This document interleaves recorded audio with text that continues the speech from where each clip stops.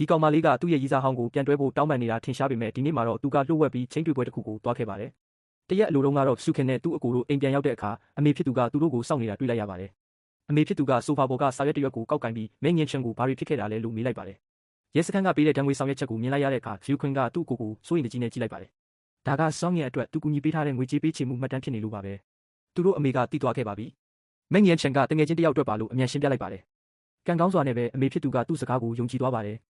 ရှုခင်လည်းတက်ပြင်းချနိုင်ခဲ့ပါတယ်။အဲ့ဒီနောက်မှာတော့သူတို့အမေကရှုခင်ရဲ့ချင်းတွေ့ပွဲအကြောင်းမေးမြန်းလာပါတယ်။ရှုခင်ကအလုပ်တွေရှုပ်နေလို့ပါလို့ပြန်ဖြေလိုက်ပါတယ်။အမေဖြစ်သူကတော့ GNU နဲ့အမြန်ဆုံးအဆင်ပြေအောင်စူးစမ်းဖို့ပြောလိုက်ပြီးမဟုတ်ရင်စေးရုံအုပ်ချုပ်ရေးပိုင်းကိုတိုက်ရိုက်ပြောပြီးအလုပ်တာဝန်နေတဲ့နေရာကိုပြောင်းခိုင်းလိုက်မယ်လို့ချင်းချောက်လိုက်ပါတော့တယ်။သူမရဲ့အမေဖြစ်သူကအနိုင်ကျင့်လွန်းတာကြောင့်ရှုခင်တယောက်စိတ်ထဲမှာခုခံခြင်းစိတ်တွေနဲ့အားမလို့အားမရဖြစ်နေခဲ့ပါတယ်။နောက်တစ်နေ့မှာတော့ရှုခင်ဟာ GNU နဲ့အကြောင်းမလားစွာပဲကပေးဆိုင်မှာချင်းတွေ့ဖို့အခြေအနေပေးသွားခဲ့ရပါတယ်။ဆိုင်မှာထိုင်လိုက်ပြီးချိန်မှာတော့နှစ်ယောက်သားကြားတိတ်ဆိတ်မှုတွေကစိုးမိုးနေပါတယ်။ JNU ကစကားဆက်မိပြောဖို့စူးစမ်းနေတော့မှပဲရှုခင်ရဲ့ဖုန်းကမြည်လာပါတယ်။စောင်းငင်စီကငွေလွှဲထားတဲ့အကြောင်းအတိပေးချက်ကိုမြင်လိုက်ရတဲ့အခါမှာတော့သူမဟာစေးရုံကခေါ်နေတယ်ဆိုတဲ့အကြောင်းပြချက်နဲ့ချင်းတွေ့မှုကိုချက်ချင်းပဲအဆုံးသတ်လိုက်ပါတယ်။ကားပေါ်ရောက်တဲ့အခါမှာတော့သူမရဲ့ငယ်ချစ်ဦးစီကငွေပြန်ဆက်တဲ့ message ကိုဘယ်လိုပြန်ပြောရမလဲဆိုတာကိုပဲတွေးတောနေမိပါတယ်။အချိန်တော်ကြာစဉ်းစားပြီးတဲ့နောက်မှာတော့သူမဟာတတိမွေးပြီးသူ့ကိုထမင်းစားဖိတ်ဖို့ဆုံးဖြတ်လိုက်ပါတယ်။စောင်းငင်ကသူမရဲ့တောင်းဆိုချက်ကိုလက်ခံလိုက်တဲ့အခါမှာတော့ရှုခင်တယောက်ပျော်ရွှင်မှုတွေနဲ့ပြည့်နှက်သွားခဲ့ပါတယ်။အိမ်ပြန်ရောက်တဲ့အခါရှုခင်ဟာသူမရဲ့အချစ်အတွက်ရဲရဲဝံ့ဝံ့တိုက်ပွဲဝင်ဖို့ကြိုးစားခဲ့ပါတယ်။ဒါပေမဲ့သူမရဲ့အမေကသူမရဲ့အတွေးတွေကိုရိပ်မိသွားပြီးသူမကိုလူဆိုးတယောက်လိုထပ်မလုပ်ဖို့တိုက်ရိုက်တတိပေးလိုက်ပါတယ်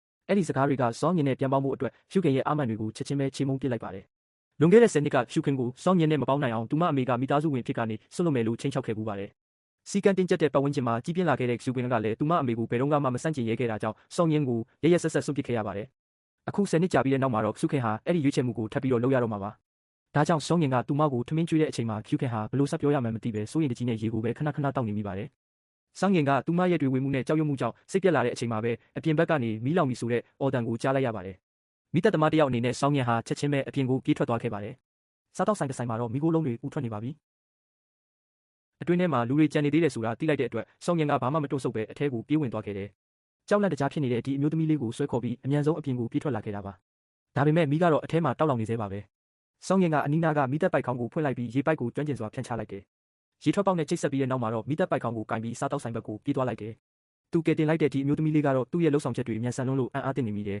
။ရှုခင်နာကလည်းအလိုလိုနေရင်းရေပိုက်ခေါင်းစီကိုပြေးသွားပြီးရေဖွင့်ပေးဖို့အသင့်ပြင်လိုက်တယ်။သူတို့နှစ်ယောက်သားပူပေါင်းပြီးမီးကိုညှိမ့်တက်လိုက်ကြတယ်။တိုက်ဆိုင်စွာနဲ့ပဲစားတောက်ဆိုင်တွေကနေကယ်ထုတ်လိုက်ရတဲ့ဒီအမျိုးသမီးလေးကရှုခင်ရဲ့တငယ်ချင်းဖြစ်နေတာပါ။သူ့အသက်ကိုကယ်တင်ပေးခဲ့တဲ့သူကိုရှုခင်ကတိနေမှန်းသိလိုက်ရတဲ့အခါစောင်းငင်ရဲ့ဖုန်းနံပါတ်ကိုတောင်းဆိုနေတော့တယ်။ရှုခင်လည်းဘာမှမတတ်နိုင်တော့တဲ့အဆုံးသဘောတူလိုက်ရတယ်။ဒါပေမဲ့အဲ့ဒီအမျိုးသမီးလေးကသူ့စီဖုန်းခေါ်လိုက်တဲ့အချိန်မှာတော